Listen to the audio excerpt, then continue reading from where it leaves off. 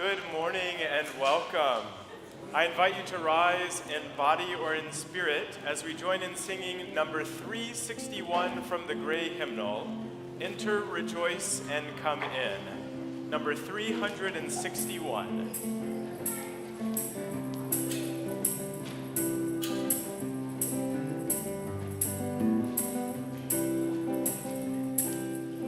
Enter, rejoice, and come in. Enter, rejoice, and come in. Today will be a joyful day. Enter, rejoice, and come in. Open your ears to the song. Open your ears to the song.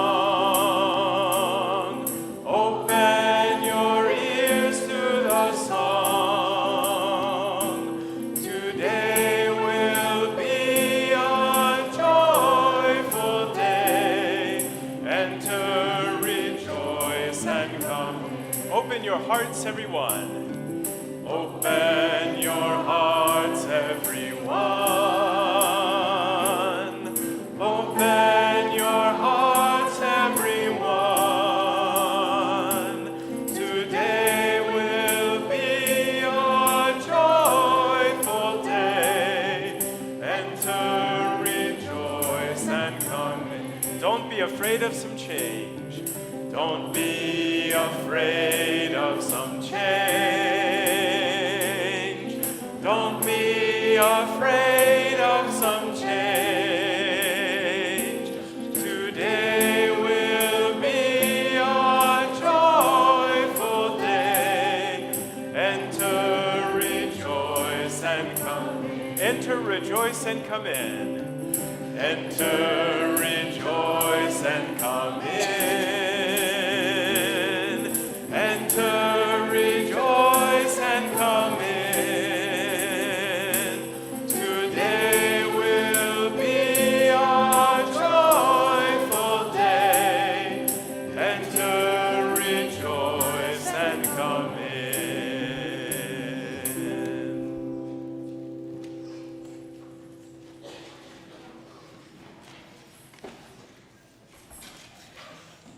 Good morning. Welcome to the First Unitarian Universalist Congregation of Ann Arbor. Whether you're a good friend, a co-conspirator in a group that I serve, someone to whom I haven't had the privilege of talking, or someone who is joining us for the first time today, we are glad that you've joined us.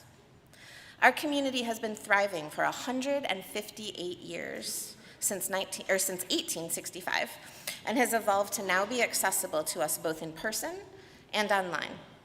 We are happy to have your presence, no matter which way you're choosing to join us today. If you're new to us, we'd like to offer a couple of ways to connect. If you're here in person, a newcomer welcome is held after the service in the Jackson Chapel, which is on the right, just past the social hall, on the way down the hall towards the entryway.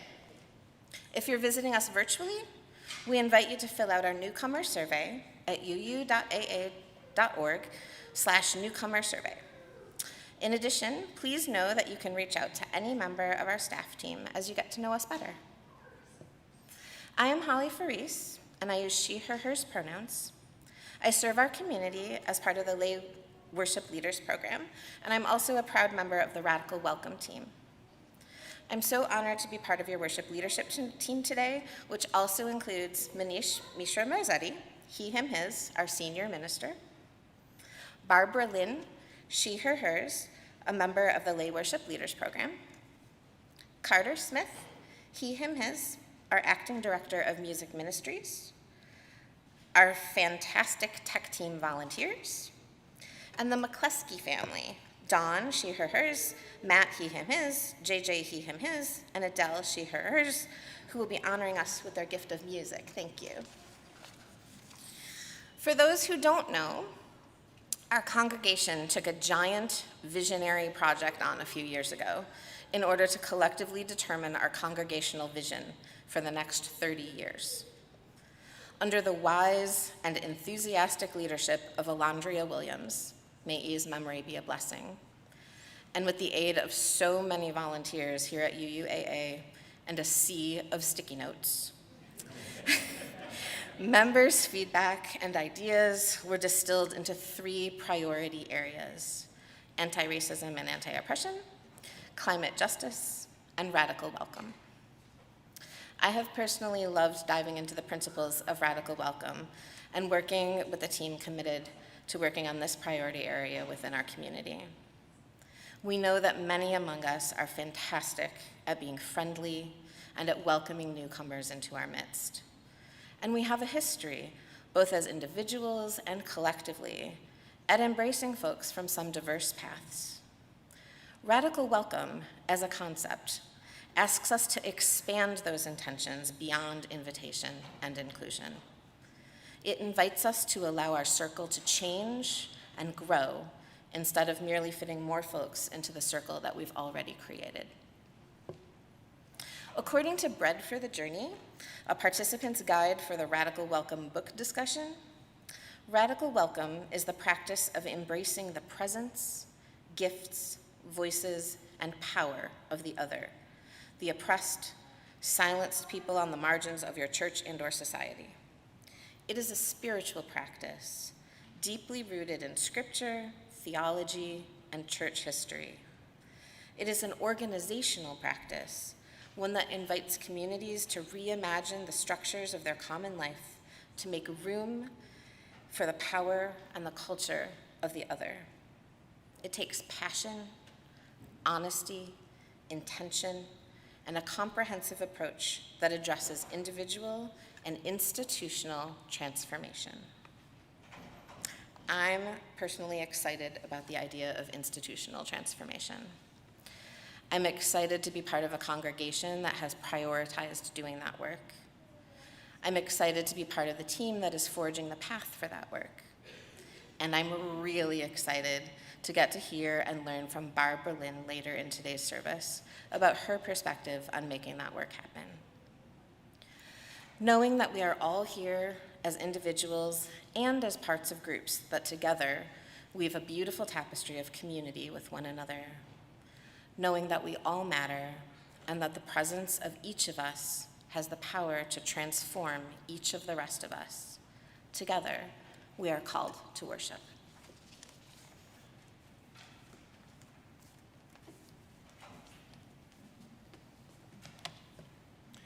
Good morning. One of the ways that we begin our time together each week is by lighting our chalice. Our chalice is a reminder of our connections to one another in this community, our connections to Unitarian Universalists all around the world who are lighting their chalices this morning, and our connections to our living tradition. We light our chalice each week to remind us of the spark of love, of hope, and of possibility that resides within each of our hearts. To help us light our chalice this morning, I'm happy to invite forward the McCleskey family to the chancel. And for those who are joining us virtually this morning, I invite you to take a moment to grab your chalice or a candle and light it along with us gathered here. And if you are comfortable, place a message in the live chat saying, "The chalice is lit," along with wherever you may be joining us from this morning. And now, would you please join your voices as we say these familiar words? We light this chalice for the light of truth. We light this chalice for the warmth of love. We light this chalice for the energy of action. We light this chalice for the harmony of peace. Thank you. Another way that we begin our time together is by collectively speaking the words of our community's covenant. As Unitarian Universalists, we are not bound by one single creed or belief, but by our covenant. Our covenant is the promises that we make about how we want to be in relationship with one another.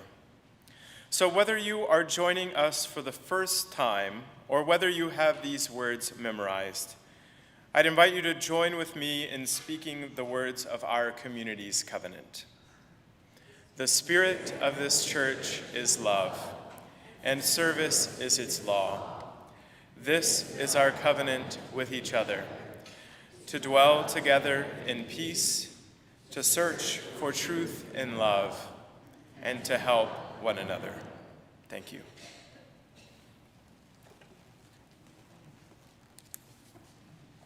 Good morning, First UU Ann Arbor.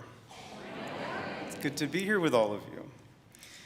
Just 2 weeks following our strong representation at the UU Annual General Assembly in Pittsburgh, those of you who either attended in person or had a chance to see some of the programming or maybe even the Sunday service online, you would have heard me share a story which brought alive and helped illustrate how on any given Sunday morning, we don't always know who is with us and what needs or hopes or longings they might be bringing together in community on that specific Sunday morning.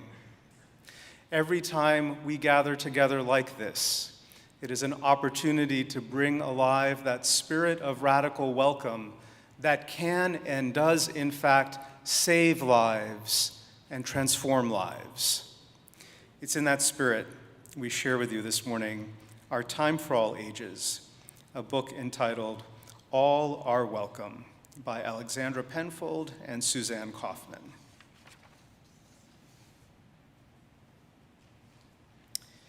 Pencils sharpened in their case, bells are ringing, let's make haste, school's beginning, dreams to chase. All are welcome here. No matter how you start your day, what you wear when you play, or if you come from far away, all are welcome here. In our classroom, safe and sound, fears are lost and hope is found. Raise your hand and we'll go around. All are welcome here. Gather now, let's all take part. We'll play music, we'll make art. We'll share stories from the heart. All are welcome here. Time for lunch, what a spread. A dozen different kinds of bread, pass it around till everyone is fed. All are welcome here. Open doors, rush outside. We will swing, we will slide, we'll have fun side by side. All are welcome here. We're part of a community. Our strength is our diversity, a shelter from adversity. All are welcome here. We will learn from each other, special talents we'll uncover. There's a big world to discover. All are welcome here. So much to learn, so much to do, and when the busy day is through, can't wait to come back and start anew. All are welcome here. Head for home to get some rest and greet tomorrow ready and fresh. Our time together is the best. All are welcome here. You have a place here. You have a space here. You are welcome here. May we continue to bring alive that spirit of open-heartedness and inclusion in all that we are, all that we do together in community. Now is the point in our service where we wish our children well as they head to their classes this morning. I invite you to join with me in singing, Where You Go, I Will Go, Beloved. 1, 2, 3, 4. Where you go, I will go, beloved. Where you go, I will go. Where you go, I will go, beloved. Where you go, I will go.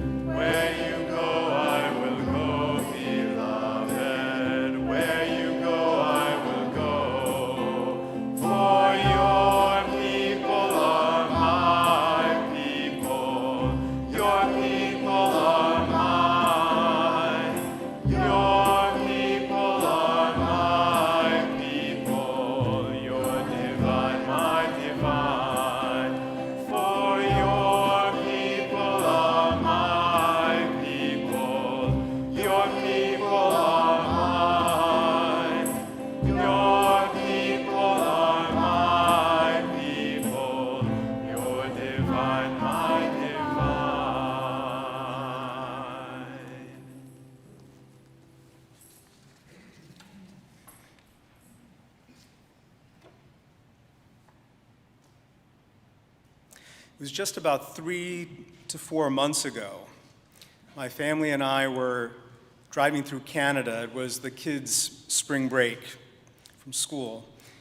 So we had the radio on, and we wound up listening to the BBC World Service, and the on-the-hour news came on.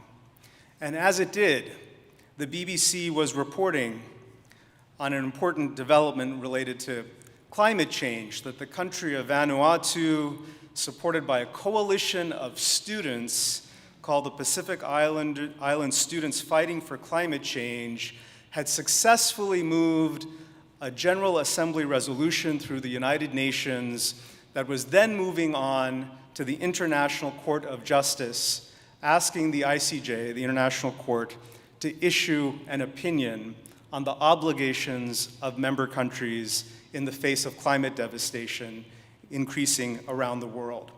As this news report was occurring, I was physically driving the car, but what I wanted to do was jump up and down because I was so excited, because I knew, even though they didn't include this in the BBC World Service press reporting, that the Unitarian Universalist Service Committee was a key partner of the Pacific Island Students Fighting Climate Change.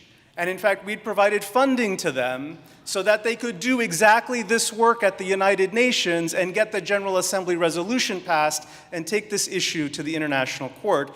We made that happen, and our work as Unitarian Universalists was being reported by the BBC. I couldn't believe it.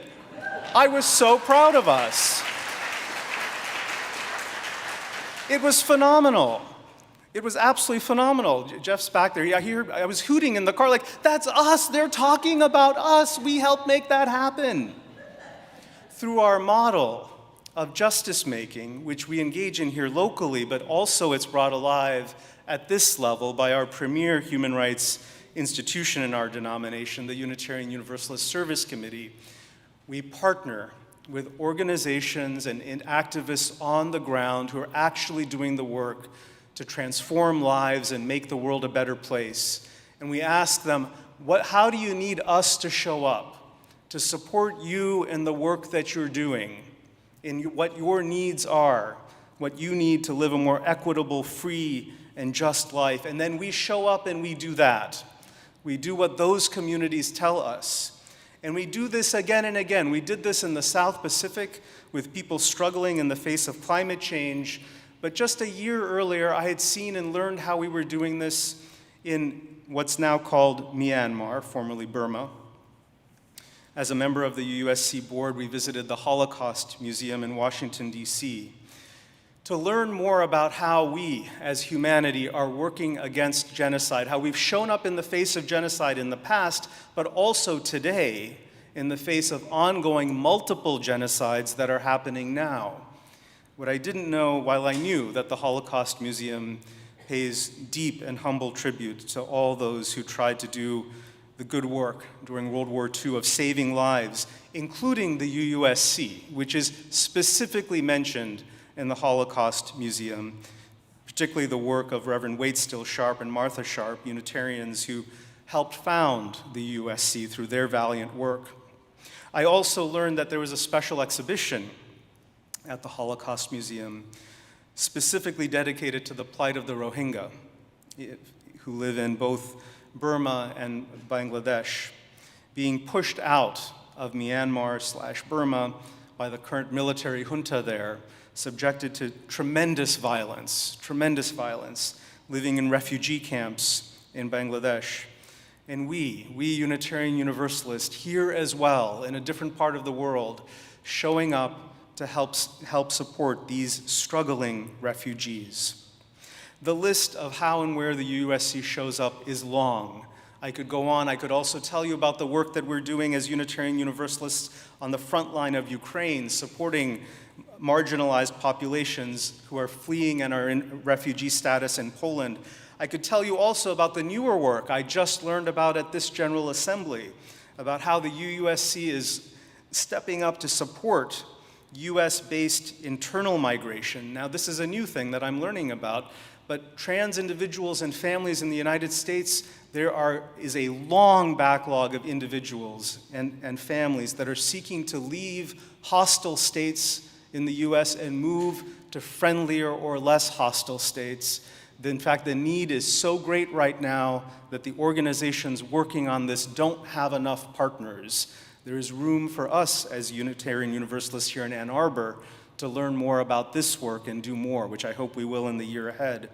But the USC is showing up here as well, partnering with a critical organization called the Trans Resistance Network in supporting this level of internal migration that is now happening within our own country. On, where and how we show up through the work of the USC is work that we should feel proud of as Unitarian Universalists. And thus it's, as the newly elected by my peers on the board, co-chair of the UUSC National Board, I invite you to engage in today's Share the Plate as generously as you can. This is an opportunity to support all of this work that I just mentioned. Today's plate will be dedicated to the UUSC. So if you, in just a moment as the ushers come forward, you'll have an opportunity to give as generously as you're able to. I invite you to please do so if you're here with us in person. If you prefer to give electronically, you can go to uuaa.org/giving. Please be sure to select the Share the Plate collection in support of the UU Service Committee. You can also donate via text by texting UUAA to 73256. In addition, it's worth mentioning, on top of whatever you're able to generously do today, all year round, we have a table in the social hall where there is the opportunity to buy fair trade coffee and fair trade chocolate, and our volunteers who help organize those sales donate the proceeds to the UUSC. So in addition to today, we have ongoing opportunities all throughout the year to support the UUSC. We invite you to give as generously as you're able for this critical and important human rights work. This morning's offering will now be collected.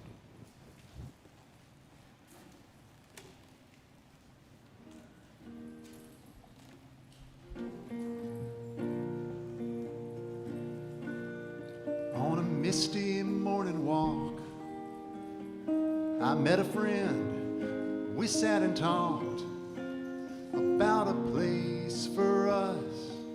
All our words rambled high and low, from the Catskills down to New Mexico. There's a place for us.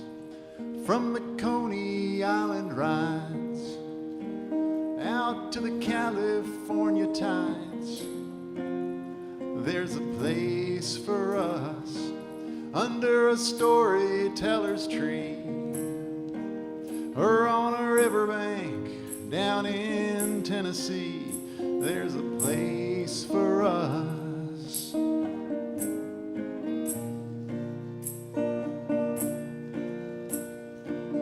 Where people gather in the summer heat, talk and laughter float on down the street. There's a string band playing and the dancing feet make such a peaceful sound on the hard concrete.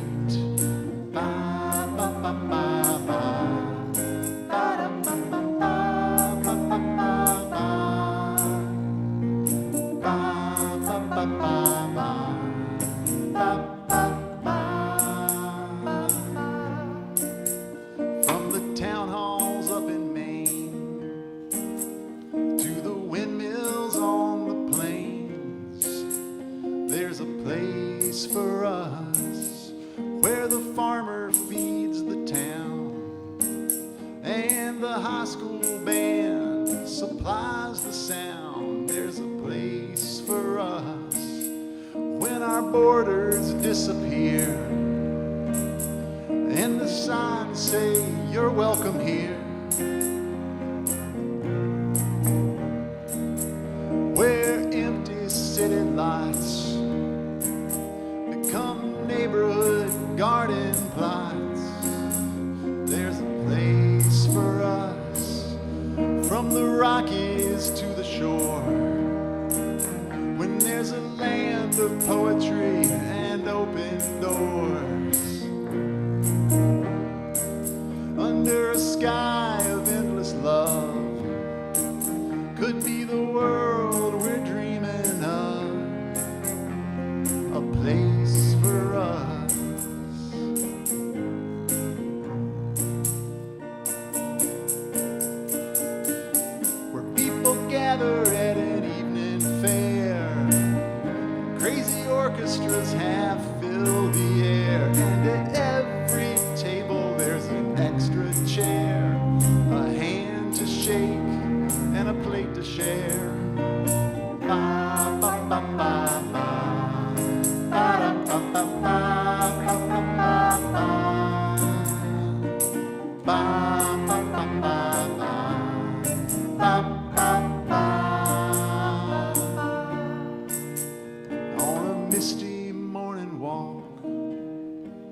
I met a friend, we sat and talked about a place for us, a place for all of us.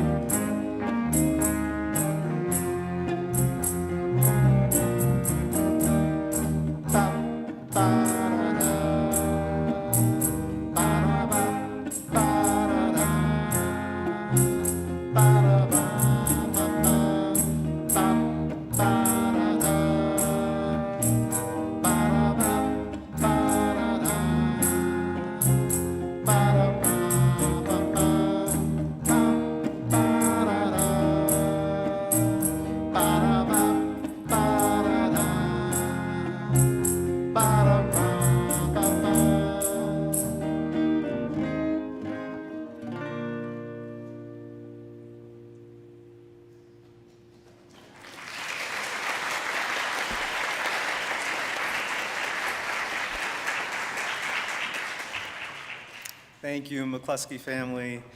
As our ushers come forward, would you rise in body or spirit as you're comfortably able as we join together in dedicating this morning's offering. Let's join our hearts as our voices as we say together these familiar words of dedication.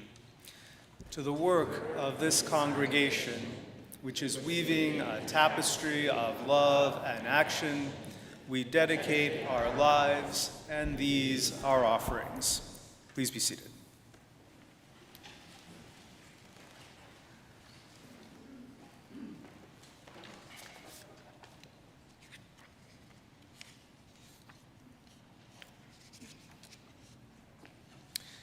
A reading this morning by former minister of this congregation, Reverend Nancy Shaffer, so this will be familiar to some of us.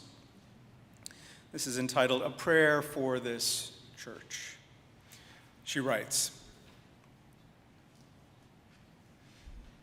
May each one among us have skin that longs to touch other skin, fingertips that long for other fingertips, or whole hands and even arms, bodies that want to stand next to other bodies, not alone, while singing and bending, stirring soup. May ones whose skin doesn't cry out for other skin, may they wish it did, and so teach it, so that no one stands alone and no one aches and does not say so. May our doors be so open that it is drafty inside, and people sometimes shout because noises without come also within. May those sheltered here sometimes cry, all at once, letting tear water clean what words by themselves cannot. In silent times, may everyone present hear everyone else breathing and know this is not separate from how the world breathes at night. May we always have enough room for those many who want to come in. May those who cherish this congregation be so glad they cannot stop speaking, stop asking, and may that crowding itself be a gladness as we keep adding rooms. May we notice each one who is new and invite him, her, them to stay. May our list of names for the holy not ever be finished, and may we hear God chuckling with us as we find still more names. May it always be so.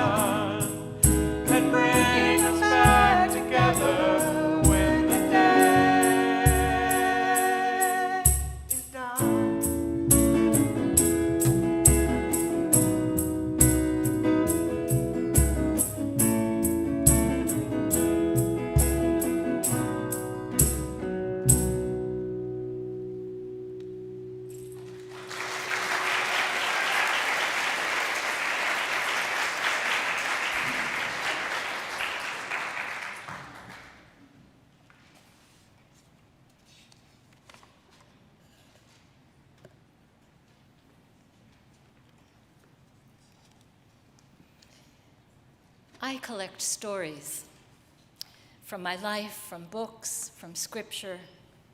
I collect them the way other people collect shells or stones or buttons. Each one is like a message tucked into a bottle. There they sit, ranged along my shelf, waiting to be taken down and rediscovered in the clear, clean light of a new day.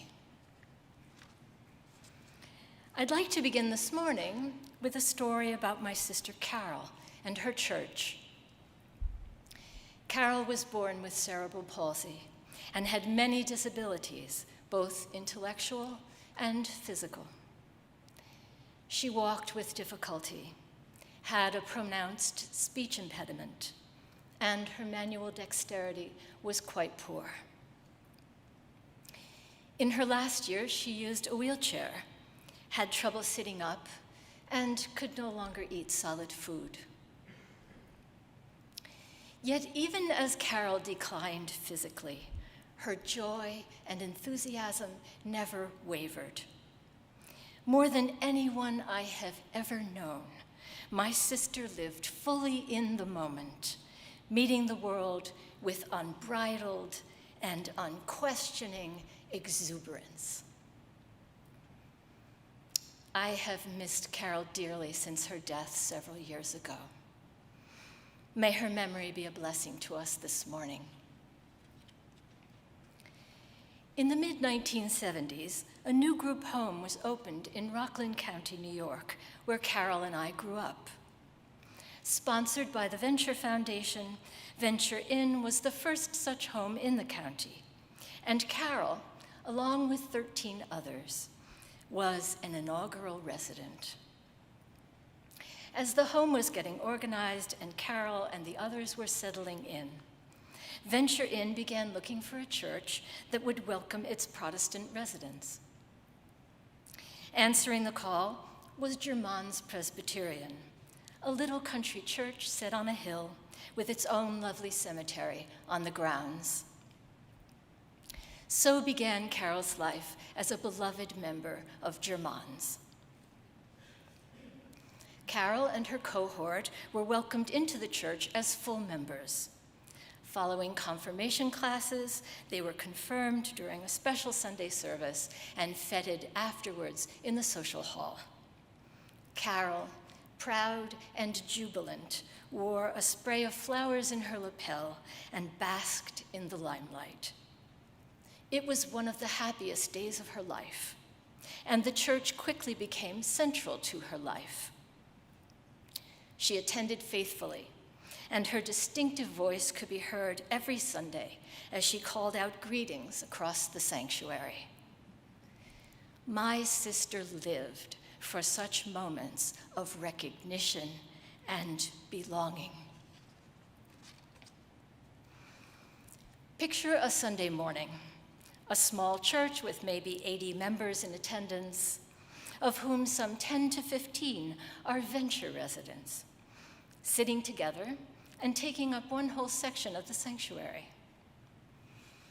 They are a raucous crowd, laughing and clapping as the Spirit moves them, not knowing or caring when to stop singing, and, as we know, at least one of them could be counted on to holler across the pews every week.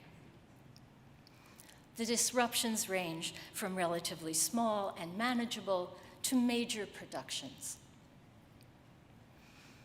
Enter Carol, stage left, for her own star turn in one such disruption, an event that has taken on legendary status at the church. It even has a name, Dollar Bill Sunday, and was mentioned lovingly in Pastor Abby's eulogy of Carol. You see, every Sunday, Carol put a $1 bill into her pledge envelope to add to the collection basket. One Sunday during the service, Carol became increasingly agitated as she searched frantically and noisily for her misplaced envelope. Now, I can tell you with authority, and Ed will back me up on this, When my sister got worked up about something, she became an unstoppable force. As she grew more and more upset, it became clear to everyone that the service had quite simply come to a halt. The minister stopped speaking, and the search was on. I sometimes wonder what might have happened if the envelope had never been found. I have this vision of everyone down on their hands and knees with flashlights. But the envelope was located, and Carol was placated, and the service could resume. Among the church deacons, Dollar Bill Sunday became shorthand for committed and loving stewardship in action. Far from being laughed at or reprimanded, Carol was lifted up and celebrated. My sister.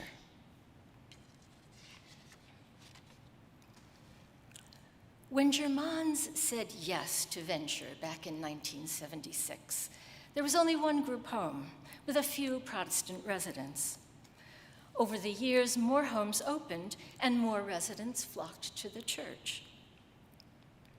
The venture ministry grew with visitations, birthday cakes baked and delivered, the choir making the rounds at Christmas, and so on. Germain's embrace of my sister and her friends changed their lives and transformed the life of the church. Carol found a home, and the church found itself. Today, Germain's is alive with love and energy and purpose.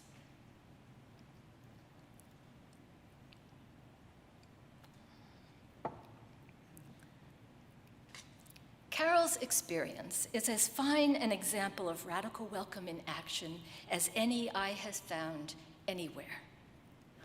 And it has been much on my mind lately as I work to deepen my own practice of radical welcome and apply it to my life here at UUAA. On this journey, I am discovering that as I extend the net of belonging beyond my own circle, the way I think about myself and others is changing. As the circle grows and widens, I feel my own heart growing and expanding along with it.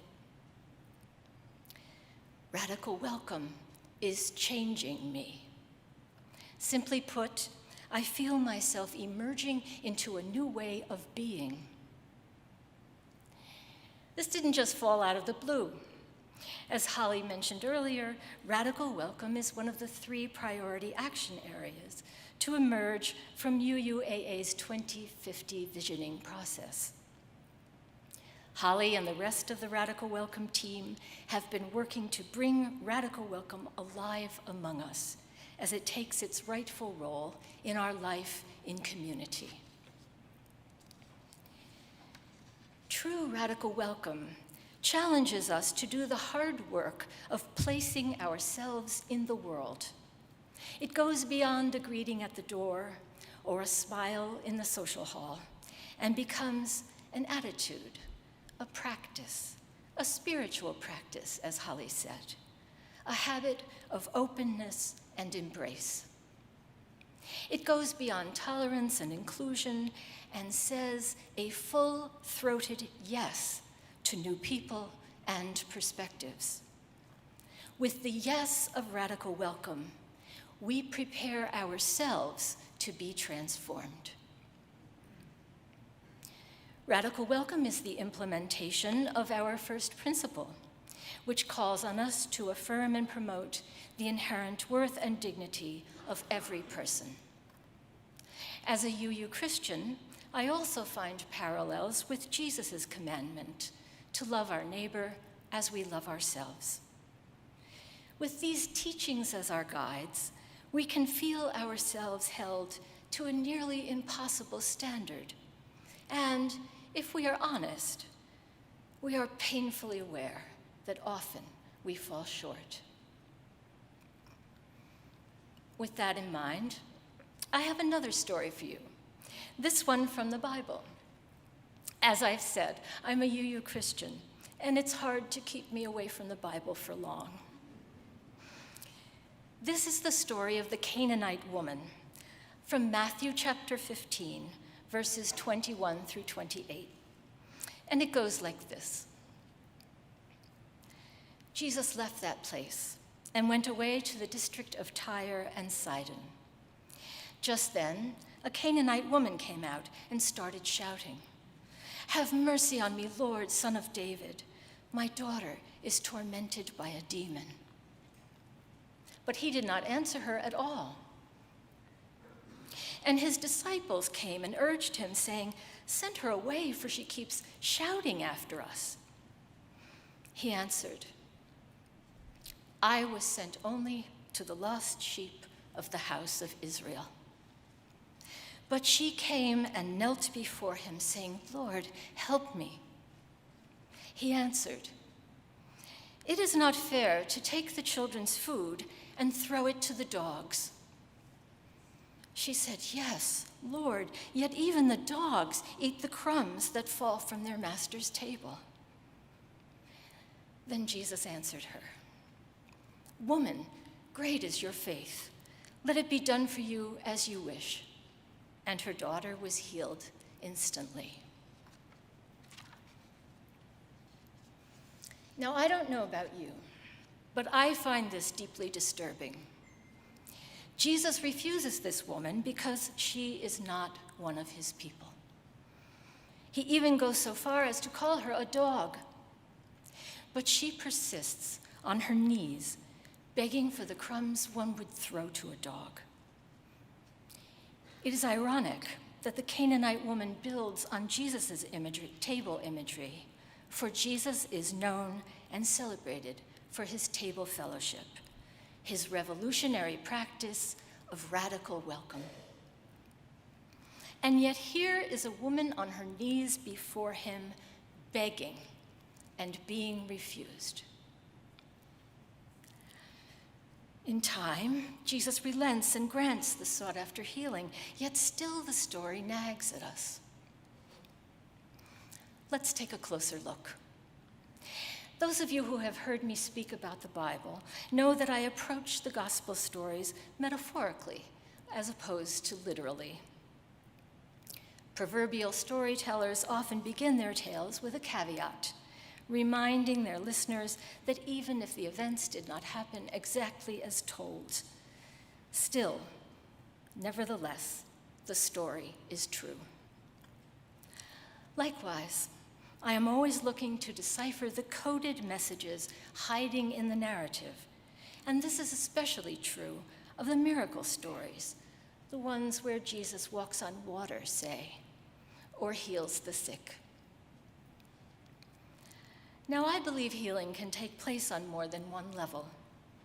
When Jesus sees, touches, shares a meal with, and in other ways draws the ailing and the forgotten into his circle, these are acts of healing. To a leper cast out as untouchable, Jesus' welcome, his willingness to share food from the same dish, is an act of grace. Jesus' uncompromising practice of radical welcome flows out from him as balm for the soul, a miraculous balm that gives way to miraculous healing. Even if the lepers are not medically cured, they are profoundly healed. Like many who come to Jesus for healing, the Canaanite woman lives on the margins. She is a woman, and she is a foreigner. She has no standing. In the story, she doesn't even have a name. Jesus' initial refusal of her is shocking, coming from the radically welcoming healer we find again and again in the Bible. Here we see at close hand how hard radical welcome can be. Even Jesus gets it wrong. And the story continues to surprise us as we watch Jesus being brought back to himself by a nameless woman, a nobody who will not take no for an answer. For the heart of this story is that Jesus himself is transformed by his troubling exchange with this persistent, importunate woman.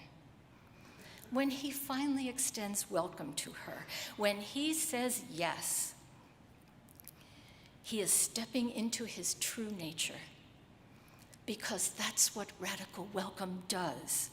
It is the expression of our best selves. To welcome is to heal and to be healed. When Jesus heals the Canaanite woman's daughter, he is healing himself, and we are witness to the miracle.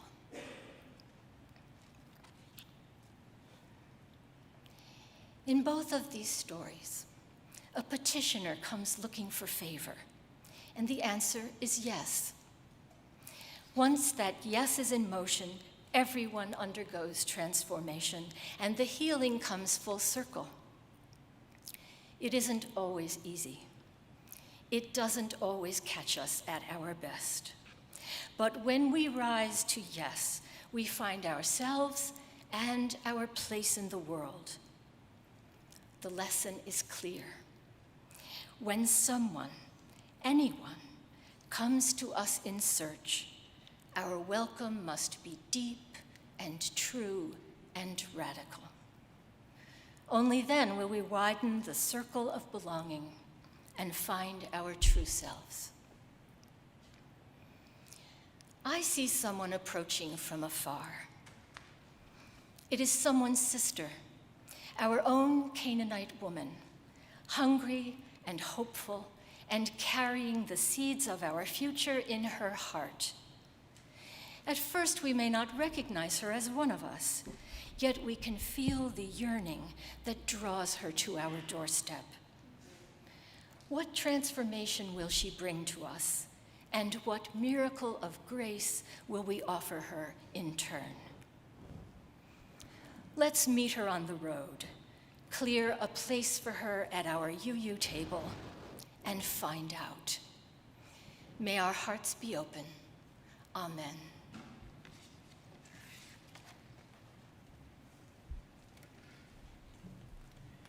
I invite you to rise in body or in spirit and turn to number 1008 in the teal hymnal, and let us join together in singing When Our Heart is in a Holy Place, number 1008.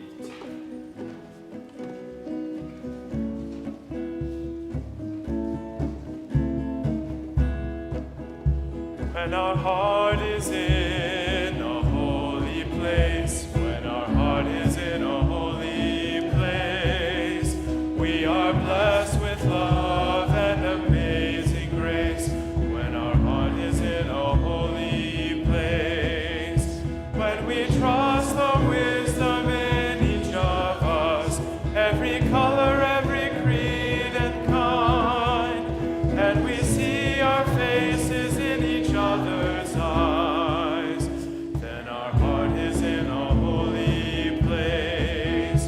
When our heart is in a holy place, when our heart is in a holy place, we are blessed with love and amazing grace. When our heart is in a holy place, when we tell our stories from deep inside, and we listen with a loving mind, and we hear our voices in each other's words, then our heart is in a holy place.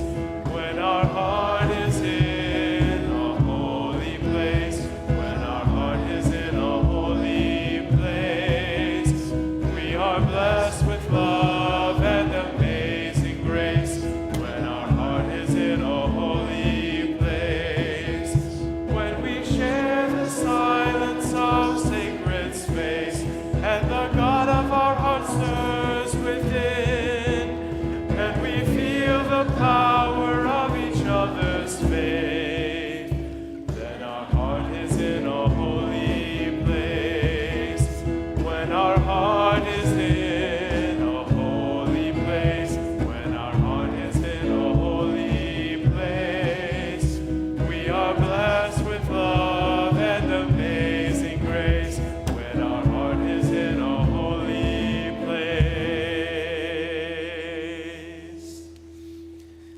remain standing as you're comfortably able. Take just a moment and gaze around this sanctuary, these beloveds who are in community with you, those who have brought their hearts into this holy space with you. Those of you who are joining us via live stream at home or in the week ahead, you too are a part of this beautiful circle of community.